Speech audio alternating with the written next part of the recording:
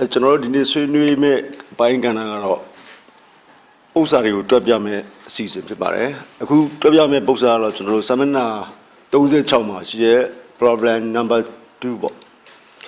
The two dominant mutants and the first language group of the guinea pig govern the trade pollet P-R-H, which is the under-based return of turn and letter 2 and capital O. When dihybrid polar pig with identical linkage relationship were crossed to normal pigs, their progeny fall into 4 phenotypes: 79 rough, 103 normal, 95 rough pullet, and 75 pullets. ကျွန်တော်ပုံစံအဲ့လိုပြထားတဲ့ဆိုလို့ရှိရင် determine the genotype of the parent ဆက်လိုက်ခဲ့တဲ့မိဘနှစ်ပါးရဲ့ဗီဇဖွဲ့စည်းပုံတွေကို determine ပုံဖော်သတ်မှတ်ပေးပါတဲ့နံပါတ် B က calculate the amount of recombination between PGX and RG gene BG bullex ဖြစ်စေတဲ့ gene နဲ့ကျွန်တော်က rough မှာ farmer rougher အမွေးကြမ်းဖြစ်စေတဲ့ RG တွေ gene နှစ်ခုရဲ့ကြားမှာ recombination လို့ခေါ်တဲ့ cross over ဖြစ်တဲ့ပမာဏဘယ်လောက်လဲဆိုတာတွက်ထုတ်ပေးပါတဲ့ပုံစံဆိုလိုချင်တာကကျွန်တော်တို့ကဒီလွှမ်းမိုးခြင်း mutant ဆိုလိုချင်တာက mutant လို့ပြောလိုက်လို့ရှိရင် genetic ရှုထောင့်မှာပြောရင်အများအား recessive ဖြစ်ရမယ်ဒါမှမဟုတ်ဒီပုံစံမှာကျွန်တော်တို့ two dominant mutants လို့ရေးထားတယ်အမှန်တကယ် mutants မှန်ရင် recessive ဖြစ်ပြီးတော့ Y type မှန်လို့ရှိရင် dominant ဖြစ်ရမယ်အစားဒီနေရာမှာ two dominant mutant လို့ရေးထားတယ်ဒါဘာကြောင့်ရေးထားတယ်လဲဆိုရင်ပုံစံထဲမှာလည်းပါပါတယ်ဒီနေရာမှာကျွန်တော်တို့က ANTA VNSTINC atavistic ပေါ့ test book ထဲမှာကျွန်တော်တို့က ATI VISTINC ဖြစ်နေပါတယ်ဒီမှာမှားနေပါတယ်ဒီ atavistic ဆိုတာကကျွန်တော်တို့ကတရားရီအပင်တွေမှာ generation ဖြစ်လာတဲ့အခါမှာပေါ်လာတဲ့ recessive ကပြန်ပေါ်လာတဲ့အချိန်မှာပိုးပြီးတော့လွှမ်းမိုးသွားတဲ့အတွက်ကြောင့်မလို့ဒီညမှာကျွန်တော်က dominant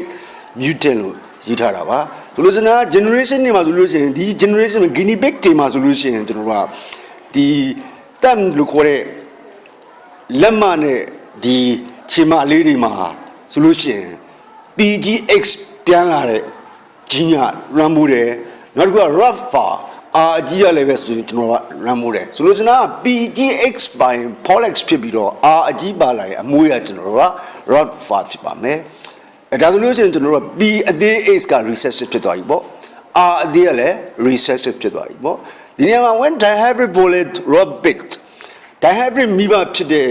rod လည်းဖြစ်ရမယ် pullet လည်းဖြစ်တဲ့ dihybrid parent ကိုတဲ့ကျွန်တော် cross to normal pick ဒီနဲ့ဆက်လိုက်မယ်ဆိုလို့ရှိရင်သူတို့ရဲ့ progeny များသည် phenotype ၄မျိုးနဲ့ထွက်လာပြီးတော့အမွေးချမ်းနေရ89ကောင်ပါလာမယ်ပုံမှန်သားမှန်အမွေးပိုင်ရှင်ကကျွန်တော်တို့က103ကောင်ပါလာပြီးတော့အမွေးအကျန်းပြီးတော့ချီမလက်မမှာ bullex ဖြစ်နေတဲ့ rough bullet က95ကောင်ပါလာပြီးတော့ချီမလက်မမှာ bullex ဖြစ်နေတဲ့အကောင်ကကျွန်တော်တို့က95ကောင်မွေးလာတယ်ဆိုခဲ့ရင်အဲ့ဒီဆက်ခဲ့တဲ့မိဘနှစ်ပါးရဲ့ဗီဇဖွဲ့စည်းပုံကဘာလဲဆိုတာပုံပေါ်သတ်မှတ်ပြီးပါတဲ့နံပါတ် B ကအဲ့ဒီဆက်လိုက်တဲ့မိဘနှစ်ပါးရဲ့ PGX နဲ့ကျွန်တော် RG ရဲ့ဂျားထဲမှာရှိတဲ့ crossing over တော့ဒီလိုပြောရင် recombination ပမာဏဘယ်လောက်ဖြစ်တယ်လဲဆိုတာလဲ calculate တွက်ချက်ပေးပါလို့မေးထားတာဖြစ်ပါတယ်ဒီလိုပုံစံမျိုးဆိုရင်ကျွန်တော်တို့ကသူ့ရဲ့ progeny ထွက်လာတဲ့ progeny ကိုကြည့်ပြီးတော့မှမိဘနှစ်ပါးဘယ်လိုမိဘမျိုးဖြစ်နိုင်တယ်ဆိုတာမျိုးကျွန်တော်တို့ကနောက်ကျောင်းပြန်လိုက်တဲ့ပုံစံမျိုးနဲ့တော့တူပါတယ်ဒီမှာကျွန်တော်ပထမတွက်ပြထားပါပြီဒါကတော့ကျွန်တော်တို့က test book ထဲကနေတွက်ပြထားတဲ့အဖြေပါဒီအဖြေကိုကြည့်ပြီးတော့ကျွန်တော်တို့စဉ်းစားမယ်ဆိုရင်သင်ယူသူရောကျွန်တော်သင်ကြားသူရောဘယ်လိုမှမြင်နိုင်မှာမဟုတ်ပါဘူးဒါ test book ထဲ solution လုပ်ပြထားတဲ့အတိုင်းကျွန်တော်ရှင်းပြပါမယ်ပြီးတော့မှကျွန်တော်ကိုယ်ပိုင်ဟန်နဲ့တွက်ထားတာလည်းပြမယ်မြင်အောင်ကျွန်တော်တို့ chromosome တွေနဲ့ predicated ဆန်းဖြစ်ထားတဲ့ပုံစံမျိုးလေးလည်းပြပေးပါမယ်ဒါကတော့ကျွန်တော် textbook ထဲကပေါ့နံပါတ် A ဖြေပါပြီ The parenchyma always appear with the greater frequency and this case 103 normal and 95 raw bullet ဒီမှာကြည့်မယ်ဆိုလို့ရှိရင်မျိုးဆက်ကြလို့ထွက်လာပြီဆိုလို့ရှိရင်အဲ့ progeny တွေထဲမှာကျွန်တော်တို့ကအများဆုံးသော frequency ဒီဘာဖြစ်ရမလဲဆိုရင် parental commit ဖြစ်ရမယ်လို့ကျွန်တော်တို့ရှေ့ကစာမျက်နှာတွေမှာလည်းရှေ့က movie file တွေမှာလည်းကျွန်တော်တို့ပြောပြခဲ့ပြီးပါပြီဆိုလို့ကျွန်တော်ဒီနေရာမှာ103ကလည်း103နဲ့95အများဆုံးဖြစ်နေလို့103 normal နဲ့95 rough bullet ဒီကျွန်တော် parental ဖြစ်နိုင်ပြီSo this means that the two normal genes were on one chromosome of the dihybrid parent and the two dominant mutation on the other. ဒါဆိုလို့ရှိရင်103 normal နဲ့ဒီ95 rough bullet တို့ဒီ parental ဖြစ်တယ်ဆိုခဲ့ရင်အဲ့ဒီ normal gene တစ်ခုတို့ဒီ chromosome တစ်ခုရဲ့ဘက်မှာရှိပြီးတော့ကျန်တဲ့ dominant mutation နှစ်ခုဒီအခြား chromosome ပေါ်မှာရှိပါလိမ့်မယ်လို့ textbook တွေပြတ်တယ်ပြပြထားပါတယ်ဒါဆိုလို့ရှိရင်စစ်လက်ရဲ့ဘယ်ဘက်မှာကျွန်တော်တို့က dominant ရှိပြီးစစ်လက်ရဲ့ညာဘက်မှာ recessive ရှိခဲ့လို့ရှိရင် that is solution ကတော့ကျွန်တော် coupling phase coupling linkage coupling parents လို့လည်းခေါ်ပါတယ်ဒါဆိုရင်ကျွန်တော် parent ကတခါတည်းအဖြေဖော်ပြီးလိုက်ပါပြီ PGXR select PATXR the cross ဒီဘက်ကမိမ Nobel မိဘဆိုတော့အသေး PXR select အသေး PXR ဆိုတာဖြစ်တော့ပါတယ်သူက R အကြီးနဲ့ P အကြီး X ရဲ့ကြားမှာရှိတဲ့ recombination လို့ခေါ်တဲ့ cross over ပမာဏကိုတွက်ခိုင်းတာဆိုတော့ဒီမှာလည်းဒီတိုင်းလေးပဲတွက်ပြထားပါတယ် The 79 rough and 75 bullet type are recombinant လို့ဆိုရင်အိမ်မှာတွက်ပြဒုံးကထွက်သွားတဲ့အဖြေ103 normal နဲ့95 rough bullet ဆိုလို့ရှိရင်ကျန်တဲ့နှစ်ခုဒီကျွန်တော်တို့ကဘာဖြစ်သွားနိုင်မလဲ cross over typeတော့မဟုတ် recombinant type ဖြစ်သွားပြီပေါ့ဒါဆိုလို့ရှိရင်တို့ recombinant type ဖြစ်သွားပြီဆိုလို့ရှိရင်89ကောင် rough နဲ့85ကောင် bullet ဒီ recombinant လို့ခေါ်တဲ့ cross over ဖြစ်ပြီဆိုလို့ရှိရင်စုစုပေါင်းထွက်လာတဲ့ကောင်က352ကောင် cross over ဖြစ်တဲ့ကောင်က89နဲ့85နဲ့ပေါင်းရင်ကျွန်တော်တို့က154ဒါဆိုထွက်လာတဲ့352ကောင်နဲ့154ဒီ crossing over ဖြစ်လို့ထွက်လာတဲ့ကောင်တွေမို့လို့သူ့ရဲ့ percentage သူ့ရဲ့ frequency သူ့ရဲ့ amount ပမာဏကိုသိချင်တယ်ဆိုရင်ကျွန်တော်တို့ကဒီ154ကိုဒီစုစုပေါင်း total နဲ့စားလိုက်မယ်ဆိုလို့ရှိရင်0.4375 ရပါပြီဒါကိုကျွန်တော်တို့ကဒသမကိန်းပြန်ပြောင်းလိုက်မယ်ဆိုလို့ရှိရင်43.5ဆိုတော့43.8 recombination ထွက်လာပါပြီဒါကကျွန်တော်တို့ textbook ထဲကတွက်ထားတဲ့ဖြေပါဒီတိုင်းလေးကျောင်းသူကျောင်းသားတွက်ပြီးတော့ဖြေလို့ရှိရင်လည်းပဲအဆင်ပြေတာပါပဲတကယ်ကျောင်းသူကျောင်းသားဒီတိုင်းနဲ့ရှင်းပြမယ်ဆိုရင်ဘယ်လိုမှနားလည်နိုင်မှာမဟုတ်ပါဘူးဒါဆိုကျွန်တော်တို့ကချတွက်တဲ့ပုံစံနဲ့ရှင်းကြည့်ကြအောင်စာပြ solution တွက်ပါပြီပထမရေးရမှာပါ engine page ဘူးတွေမှာနှစ်စုံစဉ်းစားမှာမလို့ပထမတစ်စုံက term M2 ချီမနဲ့လက်မလေးတွေမှာရှိတဲ့ gene အဲ့ဒီ gene ပါလာရင်ချီမလက်မကတမျိုးတမီထွန်းလာမယ်ဒီဘက်ကအမွှေးအယောင်အနေနဲ့ကြည့်မယ်ဆိုရင် far လို့ဆိုရင်တစ်ဖက်က term M2 တစ်ဖက်က far ကိုစဉ်းစားပါတယ်ဒါဆိုလို့ရှိရင် PGX ဒီကျွန်တော်တို့က PGX ပေါ် dominant over လွှမ်းမိုးတယ်လို့ဆိုလို့ပါပဲဒီနေရာမှာလဲကျွန်တော်တို့က R အကြီးက R သေးကို dominant over လွှမ်းမိုးပါမယ်ဒါဆိုနောက်တစ်ခုစပ်ပါပြီပု္ပ္ပာပြောတာက dihybrid parent နဲ့ normal parent ကိုဆက်မယ်လို့ပြောတာဖြစ်ပါတယ်ဒါဆို dihybrid parent ရဲ့ genotype ကိုလည်းပြောပြပါတဲ့ပု္ပ္ပာနံပါတ် A အမေမှာnormal parent ရဲ့ genotype ကိုလည်းရှာပေးပါတဲ့ဒါဆို normal parent ကတော့လွယ်ပါတယ်ကျွန်တော်တို့ကဒီမှာ normal P အသေး X ဒီဘက်က normal R အသေးဒါဆိုလို့ရှိရင် normal ဒီကျွန်တော်တို့က P အသေး X R select P အသေး X R ဆိုလို့ရှိရင်ကျွန်တော်တို့ကဘာဖြစ်သွားပြီလဲဆိုလို့ရှိရင် normal ဖြစ်သွားပြီပေါ့ normal ဖြစ်သွားပြီဆိုရင်အဲ့ normal ကနေပြီးတော့ကျွန်တော်တို့ဘာထုတ်လို့ရပြီလဲဆိုဂမိကြိုပြီးတော့ထုတ်လို့ရပါပြီဒါဆိုလို့ရှိရင်ဒီဘက်က P အသေး X R တွဲပဲထွက်မှာပေါ့ဒါဆို dihybrid parent ကြတော့ကျွန်တော်တို့ကဒီတိုင်းမှန်းလို့ရသလားဆိုမှန်းလို့မရပါဘူးဘာဖြစ်လို့လဲဆိုတော့ dihybrid parent ဖြစ်နိုင်တဲ့ genotype က၄မျိုးရှိပါတယ်ဒါကကျွန်တော်တို့ကအဲ့၄မျိုးဟာဘာတွေလဲဆိုတာသင်ကြားသူရောသင်ယူသူရောကိုယ့်ဘာကိုမိမိ concept နဲ့စဉ်းစားရင်ပေါ်နိုင်ပါတယ်ဟုတ်ပြီဒါဆိုရင်ကျွန်တော်တို့ dihybrid parent ကို၄မျိုးတည်းကတစ်မျိုး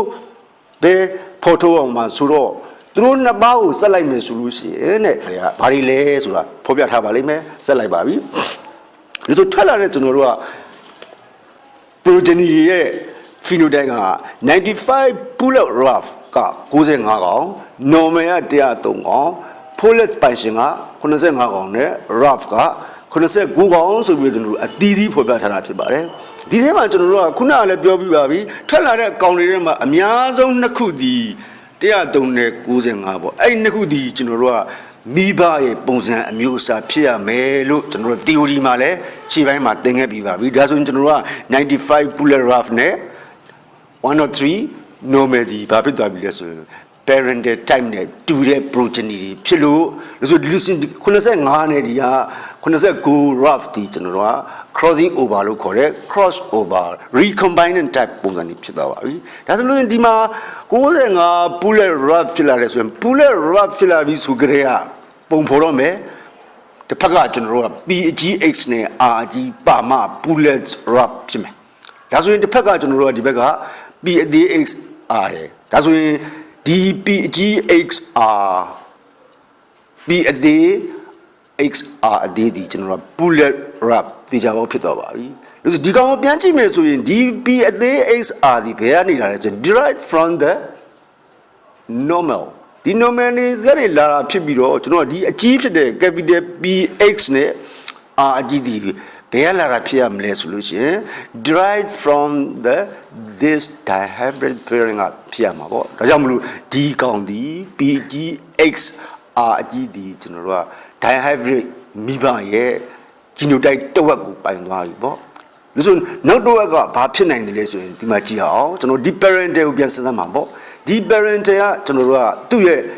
genotype ဒီရှင်းပါတယ်ဒါကတော့ PADXR/PADXRလို့ဒီ PADXR ဒီဘယ်လာတယ်ဒီ normal ဒီကနေလာတာဖြစ်ပြီးတော့ဒါဆိုရင်ဒီ PADX ဒီ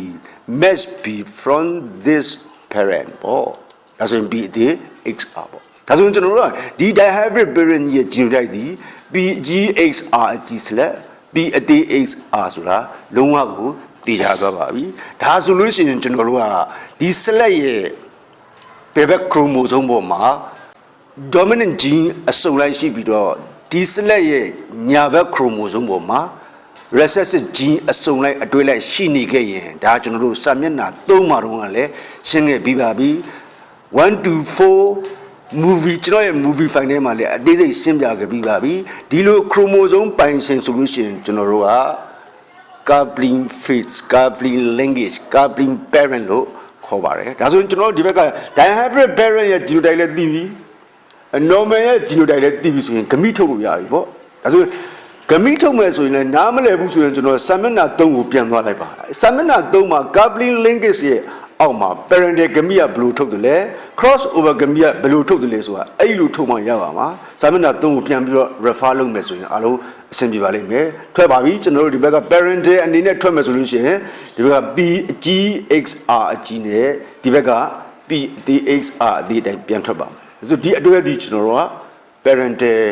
ဖြစ်လို့ဒီမှာ parental လို့ကျွန်တော်ရေးလိုက်ပါပြီဆိုနောက်တစ်ခု cross over ကဘာတွေထွက်မလဲဆိုရင်ဒီဘက်က PGX ကဒီဘက်က R အသေးနဲ့သွားပါတယ်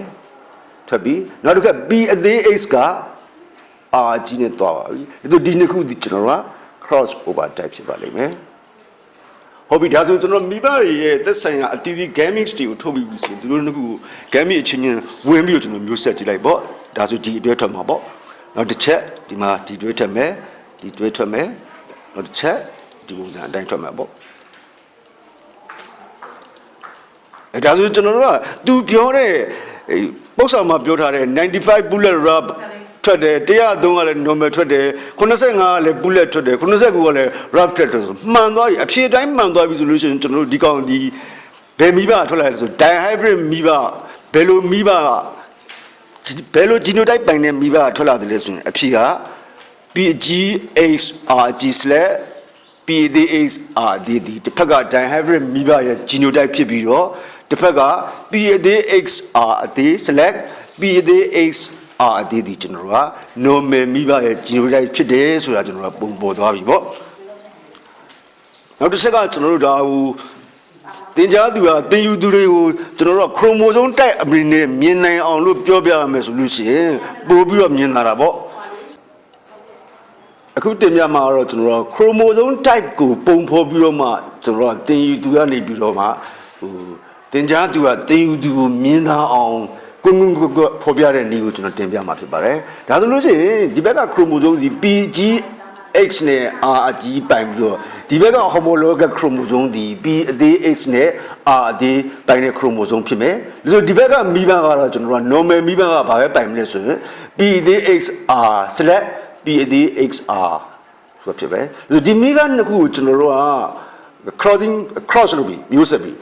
ဆိုရင်ကျွန်တော်ဒီဘက်မိဘသာလေရင်ဒီ dihybrid မိဘသာလေကျွန်တော်တို့ကဘာဖြစ်မလဲဆိုရင် crossing over ဖြစ်မယ်ဒီဘက်က crossing over ဖြစ်လဲပဲဒီအတိုင်းပဲထွက်မှာပဲဒါကြောင့်မို့ကျွန်တော်ဒီဘက်က dihybrid crossing over ဖြစ်တဲ့ဟာကိုပဲကျွန်တော်စဉ်းစားပါပြီဖြစ်ပါပြီဒီမှာကျွန်တော် crossing over ဖြစ်ပြီဒါဆိုရင်ကျွန်တော်က DPGXR အကြီးဒီ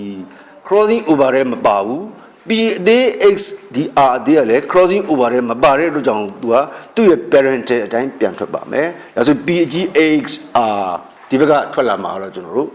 PAXR ပဲထွက်ပါမယ်ဆက်လိုက်တဲ့အခါမှာတွဲလိုက်ပါပြီဒါဆိုရင် bullet rough 95កောင်မလို့ကျွန်တော်ဒီမှာ95កောင်ထည့်လိုက်ပါပြီနောက်တစ်ချက်ကဒီမှာကျွန်တော်ဒီမှာဒီ PAXR ကလည်းပဲကျွန်တော်တို့ crossing over တဲ့ပါလို့ parental အတိုင်းဒီမှာပြန်ထွက်လာပါပြီဆိုဒီဘက်က PAXR နဲ့ဒီဘက်က PAXR နဲ့ဆက်လိုက်တဲ့အခါမှာဒီမှာ normal ထွက်လာပါပြီပုံစံမှာပြောထားတာ103កောင်လို့ပြောပါတယ်ဒါကြောင့်မလို့103កောင်နဲ့95កောင်ဒီထွက်လာတဲ့၄မျိုးအနက်သူတို့2မျိုးကအများဆုံးဖြစ်လို့ဒီကောင်ဒီကျွန်တော်တို့က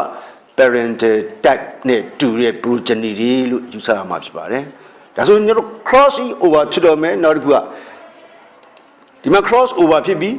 cross over ဘယ်နဲ့ပဲကြမှာဖြစ်တယ်လဲဆိုရင်ကျွန်တော် PGX နဲ့ R ကြားမှာဖြစ်ပါ යි မေးထားတာကလည်းနံပါတ် B မှာ PGX နဲ့ R ကြားမှာဖြစ်တဲ့ recombination ရဲ့ amount ပမာဏကဘယ်လောက်လဲလို့မေးထားတာဖြစ်တယ်ဒါကြောင့်ဒီမှာ PG နဲ့ X နဲ့ R ကြားမှာကျွန်တော်တို့က crossing over ဖြစ်ပြီးဒါဆိုရင် PGX R ပေါ့ဒါဆိုဒီဘက်က PAXR နဲ့ cross လုပ်လိုက်မယ်ဆိုရင်ဒီမှာ bullet ထွက်ပါမယ်စာအုပ်ထဲမှာ85လို့ပြောထားတဲ့အကြောင်းမလို့85កောင်ထွက်ပါမယ်နောက်တစ်ခုဒီမှာဒီကောင်နဲ့ဒီကောင်ရဲ့ကြားမှာလည်းပဲကျွန်တော်တို့က cross over ဖြစ်ပါပြီ PAXRG